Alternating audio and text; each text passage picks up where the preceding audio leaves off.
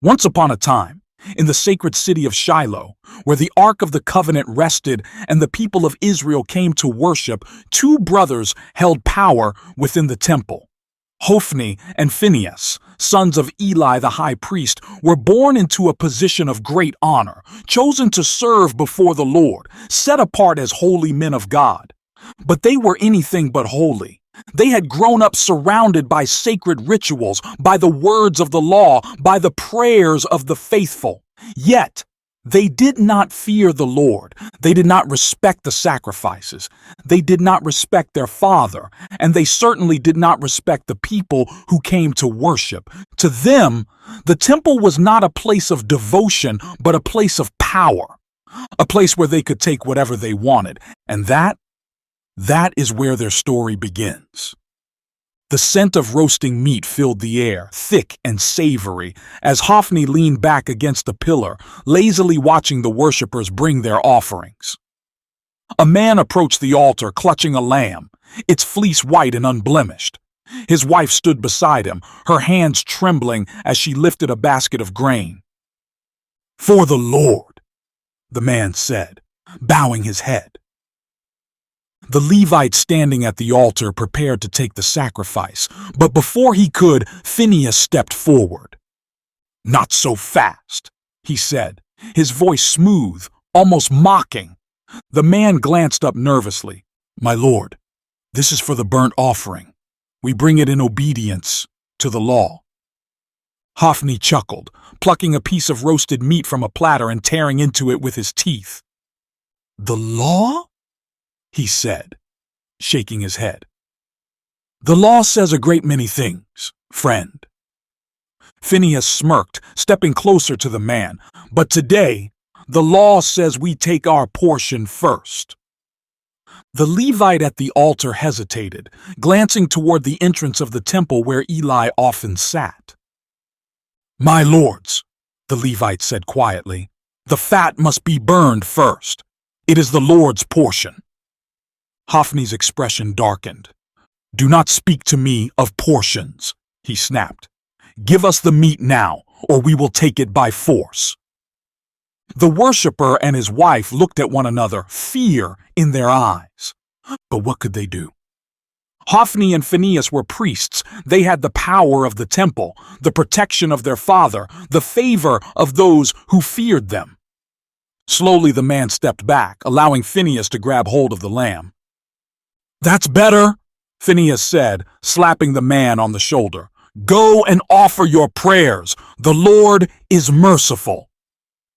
Hophni laughed under his breath, swallowing another bite of stolen meat. "And so are we," he added. The man and his wife turned and hurried away, but not before Hophni caught a glimpse of something in the man's eyes. Not just fear, disgust. It didn't matter. Hophni had long since stopped caring what the people thought of him. Let them murmur. Let them whisper. They would still come. They would still bring their offerings. And they would still give him what he wanted. Because who would stop him? His father? The old man was blind, too weak to oppose them. The people. They feared the priesthood more than they feared their own consciences. The Lord? Hophni smirked. The Lord had been silent for a long time. Why would he start speaking now? That evening, as the temple quieted and the last of the worshippers returned to their homes, Hophni and Phinehas remained, indulging in what they called the benefits of their position. They leaned against the pillars near the entrance, watching as the young women who served at the temple finished their duties. Phinehas nudged his brother, grinning. "What do you think?" he murmured. Hophni tilted his head, considering. One of the women, a Levite's daughter, was carrying a basket of incense toward the altar. She was young, innocent, her steps careful as she fulfilled her task. Phinehas smirked. "She looks nervous," he said. "You should speak to her. Tell her she has the favor of the priests." Hophni laughed. "Or perhaps," he said, "I should tell her what happens to those who displease the priests." Phinehas grinned, shoving his brother lightly. Go on then. Hophni stepped forward, his presence casting a shadow over the girl. She froze, clutching the basket tighter. My lord, she whispered, lowering her gaze. Hophni smiled, but there was no kindness in it. What is your name? She hesitated. Neriah, she murmured. Neriah, he repeated, rolling the name over his tongue as if tasting it. A lovely name. Tell me, do you fear the Lord? She nodded quickly. Yes, my lord. Hophni chuckled. Good, he said, stepping closer. Then you will also know that it is the duty of the servants of the temple to show favor to the priests. She stiffened, her eyes darting toward the exit. Hophni's smile widened. Come, Neriah, he whispered. There is no need to be afraid. But she was, and she had every reason to be. The days passed, and the murmurs in Israel grew louder. People began to speak more boldly about the corruption in the temple. They whispered of stolen sacrifices. They whispered of women dishonored. And they whispered of the old priest who saw it all and did nothing. Eli had spoken to them once. My sons, he had pleaded, the people speak against you. This is a great sin. You make the Lord's people transgress. But Phinehas had only smiled. They will bring their offerings regardless, he had said. Hophni had nodded in agreement. What harm have we truly done? Eli had sighed, shaking his head. If a man sins against another man, God may mediate for him. But if a man sins against the Lord, who will intercede for him? But Hophni and Phinehas did not listen, because they did not believe judgment would come. The Lord had been silent for so long. Why would he start speaking now? But what they did not know was that he already had, and soon his judgment would come. Not just for them, for all of Israel. The sun dipped low over Shiloh, casting long shadows across the temple courtyards. But Hophni and Phinehas had no fear of the night. They did not fear anything. Not their father's disappointment, not the whispers of the people, and certainly not the Lord's wrath. Why should they? They were priests, after all. They stood at the very heart of Israel's worship. The people still brought their offerings, still obeyed the law, still came to Shiloh to seek the Lord. So what if they took what they wanted? So what if the people hated them? The sacrifices still burned on the altar, and as far as they were concerned, as long as the altar stood, they were safe. But the Lord was watching, and his patience was wearing thin. The night was warm, the air thick with the scent of roasted lamb. Hophni lounged near the temple entrance, reclining against the stone wall, a goblet of wine in his hand. Across from him, Phinehas sat on a carved bench, picking at the gold rings on his fingers. They had just finished their feast, the best portions of the people's sacrifices filling their stomachs, when a shadow moved at the edge of the courtyard. An old man stepped forward, his face half hidden beneath the folds of his cloak. Neither brother reacted at first. They were used to men approaching them, petitioners, elders, Levites who sought their favor. But when the stranger spoke, his voice carried an authority that made even Hophni pause. Thus says the Lord. Phinehas stiffened. His grip on his goblet tightened. Hophni's smirk faltered, but only for a moment. The Lord? He echoed, leaning back lazily. Now, that is an old name. We do not hear from him much these days. The man did not respond. He simply stepped closer, his dark eyes gleaming. Did I not choose your father's house? The man continued, his voice steady, unwavering. Did I not set you apart to serve at my altar, to make offerings before me? The air seemed to grow heavy. But you, the man's voice sharpened, you have made yourselves fat with the offerings meant for me. You have despised my sacrifices. You have dishonored my name. Hophni exchanged a glance with Phinehas. Their father had warned them before. The elders had warned them before. They had heard this all before. But something about this man, something about his voice, felt different. And now, the man said, his gaze piercing, the Lord declares, I will cut off your family from my presence.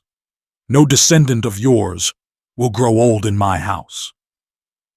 Phinehas sat forward, his fingers tightening into fists.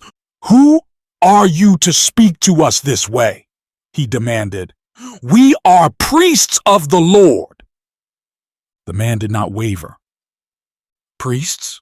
He asked. No. You are thieves dressed in sacred robes, but your time is ending. Silence stretched between them. For the first time in years, Hophni felt something unfamiliar settle in his chest, an unease he could not shake. And what of our father? Phinehas muttered, his face dark. He has been warned, the man said simply. But he did not stop you, and so the Lord will raise up another priest in your place, one who will do his will. The stranger turned to leave, his cloak brushing the dust as he stepped away. But before he disappeared, he uttered one last sentence. A sentence that sent a chill through both men. And as a sign that my words are true, both of you will die on the same day. And then he was gone. Hophni sat still, his jaw clenched. Phinehas let out a slow breath, shaking his head before taking another sip of wine. He's a madman, he said. There is always someone predicting doom, always someone claiming to hear from the Lord. Hophni nodded, but his fingers tapped restlessly against the stone beside him. The Lord has been silent for years, he muttered. Why would he speak now?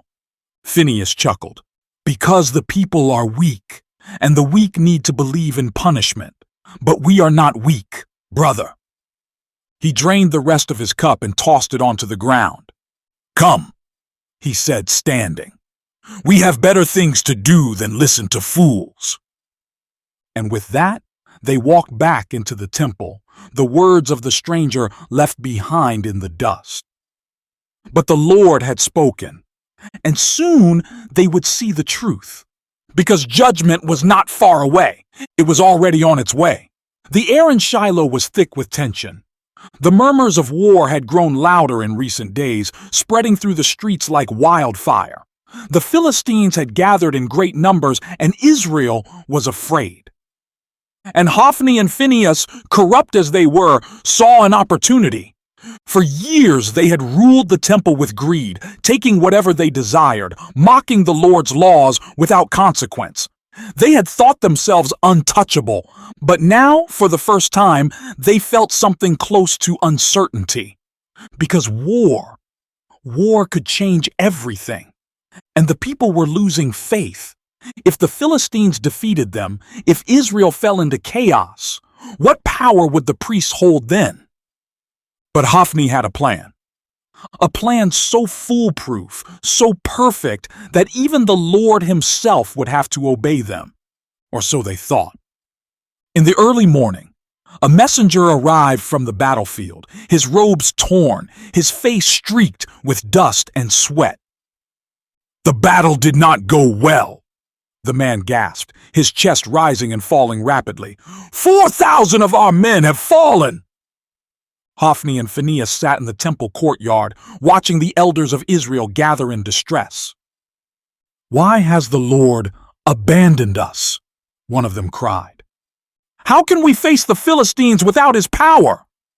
And then Hophni spoke. The problem, he said smoothly, is not that the Lord has abandoned us. The elders turned to him, their eyes wide with desperation. Phinehas smirked, already knowing what his brother would say. "The problem," Hophni continued, "is that we have left the ark behind." Silence fell over the gathering. The Ark of the Covenant, the very seat of God's presence, had remained in Shiloh while Israel fought. It had been kept safe, locked away in the Holy of Holies. But Hophni and Phinehas, they had no reverence for such things. To them, the Ark was not sacred. It was a weapon.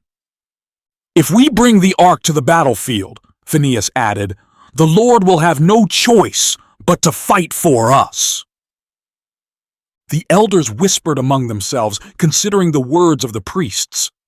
"But the Ark has never left the temple," one of them said hesitantly.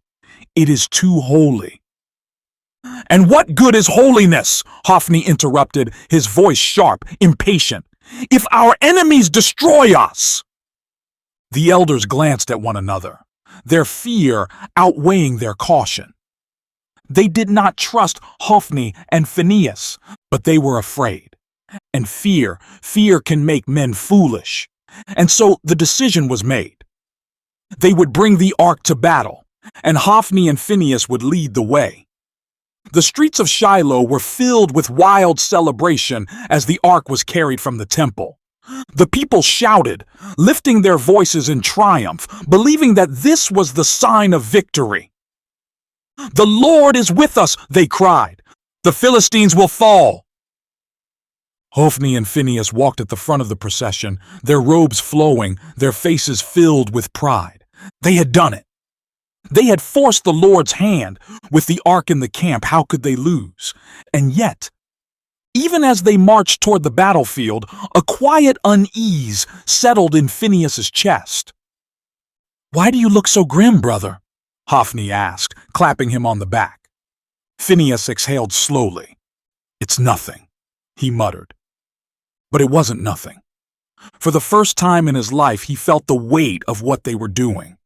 The ark, the symbol of the Lord's covenant with Israel, was in their hands. And what if the Lord did not move as they expected? But he shoved the thought aside. They were priests. They were untouchable. And this battle would only prove their power. Wouldn't it? That night, the ark rested in the center of the Israelite camp. The soldiers gathered around it, emboldened by its presence. "Tomorrow, we fight," Hophni declared, standing before the men. "And tomorrow, we win." A roar of approval rose from the army, but Phinehas could not shake the heavy feeling in his chest. He turned his eyes to the ark, the golden cherubim gleaming in the firelight. And for the first time, he wondered if they had made a mistake. But it was too late to turn back now. Tomorrow, they would face the Philistines. Tomorrow, they would see if their plan had worked. And tomorrow, they would learn the terrible truth. The Lord was not to be used, and his judgment was already at their door. The dawn broke over the battlefield, casting golden light over the thousands of Israelite soldiers gathered in their ranks. The Ark of the Covenant stood in the center of their camp, gleaming in the sun. Hophni and Phinehas stood beside it, their robes pristine, their expressions filled with confidence. They had won before the battle had even begun, or so they believed. The Philistines would see the ark. They would tremble, and the Lord, bound to his covenant, would have no choice but to fight for Israel. Wouldn't he? From across the valley, the Philistine army had also seen the ark carried into the Israelite camp. A murmur of fear spread through their ranks as soldiers whispered in hushed voices. "That is the ark of the Lord," one of them cried, "the God of Israel who struck down Egypt." "We cannot stand against them," another shouted. For a moment, Hophni and Phinehas watched with smug satisfaction as the enemy panicked. This is exactly what we wanted, Hophni thought. But then something happened that neither of them expected. The Philistine captains rallied their men, their voices rising like a war cry. "Do not be afraid," one of them roared. "Be men, Philistines! Fight with all your strength, or we will become slaves to the Hebrews!"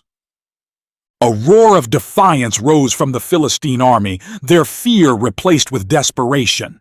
And in that moment, Hophni felt the first spark of doubt. "They should be running," Phinehas muttered beside him, gripping the edge of his robe. But they weren't. Instead, the Philistines charged, and Israel was not ready. The battlefield erupted into chaos. The Philistines clashed with the Israelites, swords flashing, spears thrusting. The Israelite soldiers had expected an easy victory, their confidence resting not in their own strength, but in the ark. But as soon as the first Israelite soldier fell beneath a Philistine blade, the panic set in. The ark was not moving. The heavens were not shaking. The Lord was not answering. And the Philistines were not retreating. They were winning. "Hold your ground!" Hophni shouted, his voice rising above the cries of battle. "Do not fear!" Phinehas added. "The ark is with us!" But the men were not listening. Israel was breaking. And suddenly, the brothers saw something that sent terror through their bones. The Philistines were pushing forward toward the ark. "No," Hophni whispered, his voice barely audible. The ark could not fall into enemy hands. It was impossible. "We must protect it," Phinehas shouted, drawing his sword. "We must—" But he never finished his sentence, because at that moment, a Philistine spear tore through his chest. Phinehas stumbled backward, gasping as blood spread across his priestly robes. Hophni turned just in time to see his brother collapse onto the ground, his eyes wide with shock, his breath coming in ragged gasps. "Phinehas!" Hophni lunged toward him, but before he could reach him, a sword struck him from behind. Pain exploded through his back, sending him to his knees. The sounds of battle began to fade. The cries of Israel grew distant, and as Hophni lay on the bloodstained earth, his fading vision fixed on the ark, the very thing they had thought would save them, being carried away by the Philistines. He had been wrong. So very wrong. The Lord had not been bound to the ark. He had not fought for Israel just because they demanded it. And now the glory had departed. When the dust settled, 30,000 Israelite soldiers lay dead. Among them, Hophni and Phinehas. The Ark of the Covenant had been captured. Israel's greatest treasure, their connection to the presence of the Lord, was now in the hands of their enemies. And back in Shiloh, an old, blind priest sat waiting for news, not knowing that the judgment he had feared had finally come to pass, because the Lord had spoken and his words had come true. Hophni and Phinehas had fallen, and they would not rise again. The news traveled faster than the surviving soldiers, rushing through the streets of Shiloh like a wildfire. The battle had been lost. Israel had fallen. The ark, the very presence of the Lord, was gone, and Hophni and Phinehas were dead. At the entrance of the temple, Eli sat in his usual place, his body frail, his fingers gripping the arms of his chair. His sight had long since faded, but his ears still worked, and as he listened to the rising wails of the people, he knew. He knew before anyone even spoke the words. His sons were gone. But the worst of it, the Lord had left Israel, and Eli had let it happen. The survivor stumbled into the city, his garments torn, his face streaked with dirt and grief. "Where is Eli?" he cried. The people parted in silence, their heads bowed. The young man approached the old priest, his breath coming in short, uneven gasps. "Tell me," Eli said, his voice weak but steady. "What has happened?" The messenger hesitated, but there was no soft way to say it. "Israel has fled before the Philistines," he said, his voice thick with sorrow. "The slaughter was great." Eli sat still. "Your sons," the man continued, Hophni and Phinehas.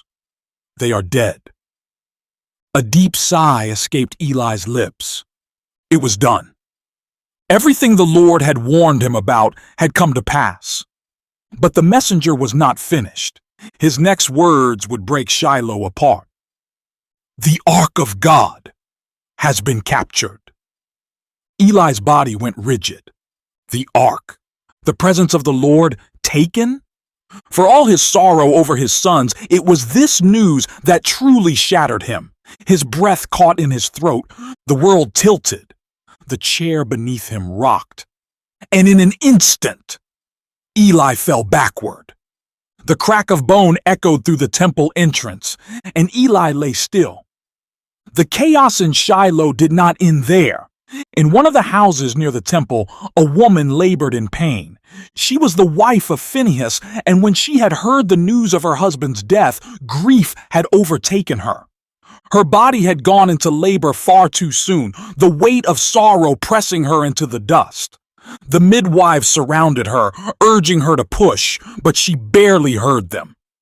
Because all she could hear were the cries of the city. All she could see was a world unraveling around her. And when the child was finally placed in her arms, she did not smile. She did not look upon him with joy. She only spoke one word. Ichabod, a name that meant the glory has departed from Israel. And then, with one last breath, she was gone. The midwives wept, cradling the newborn, because her words were true. The glory had departed. The priesthood of Eli was no more, and Israel was left in darkness. But even in judgment, the Lord had not abandoned his people completely, because far away from the battlefield, far from the cries of the mourning, a young boy stood in the temple of Shiloh. His name was Samuel, and though Hophni and Phinehas had fallen, Samuel would rise. Because the Lord had not chosen them, he had chosen him.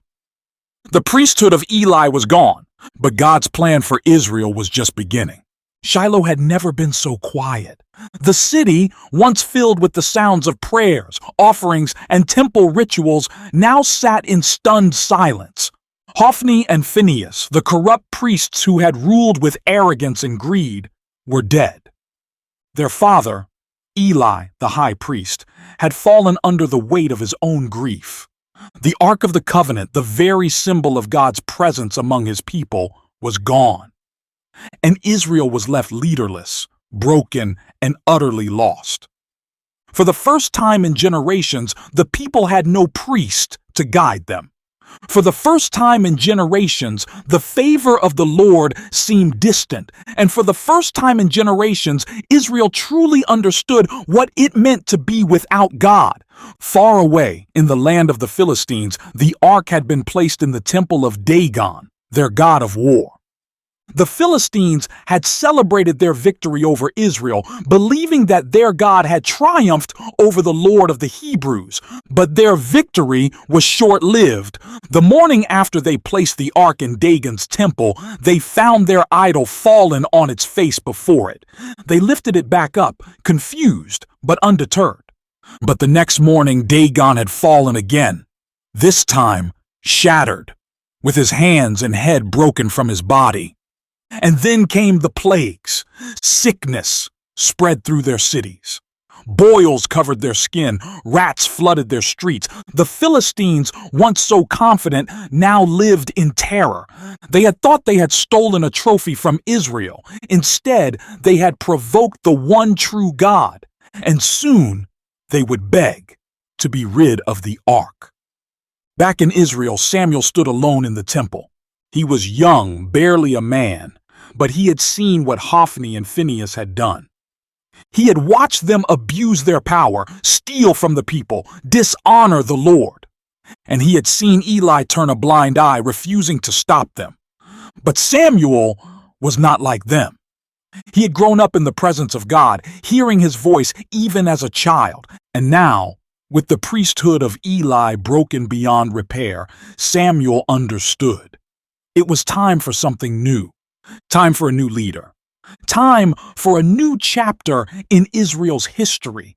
Time to turn away from corruption and back to the Lord. And it would begin with him. When the Philistines could endure no more, they gathered their leaders and said, "Send the ark back. We have angered the Lord of Israel." And so the ark was placed on a cart, led by 2 oxen, sent back to Israel without a driver. The moment the ark returned, the people wept. They had lost so much: their priest, their leader, their dignity. But now they had a chance to begin again. Samuel stood before the elders, his voice steady, his gaze unwavering. "If you truly want to return to the Lord," he said, "then put away your false gods. Serve him alone, and he will deliver you." And for the first time in years, the people listened. They tore down their idols. They repented of their sins. They gathered together, not in false confidence like before, but in true humility, seeking the Lord with all their hearts. And when the Philistines gathered again to destroy them, Samuel prayed, "Lord, save your people." And then thunder split the heavens. A mighty storm crashed down upon the Philistine army, throwing them into chaos. The Israelites pushed forward, driving them back, striking them down, reclaiming the victory they had once foolishly thought they could force. This time, the Lord had fought for them, not because they had demanded it, but because they had truly turned back to Him. And so the priesthood of Eli ended, but the leadership of Samuel had just begun. He would not be like Hophni. He would not be like Phinehas. And he would not make the mistakes of Eli. Because Samuel feared the Lord, and under his leadership, Israel would remember their God. Hophni and Phinehas had thought they could control the Lord, that they could mock him, steal from him, twist his temple into a place of power and corruption. They had believed they were untouchable, but they were wrong. Because no man, no matter how high his position, no matter how many robes he wears, no matter how much power he holds, can stand against the judgment of God. The Lord will not be mocked, and when he speaks, his word always comes to pass. For the house of Eli, it was too late. For Israel, a new hope had risen. And for Samuel, his story was just beginning.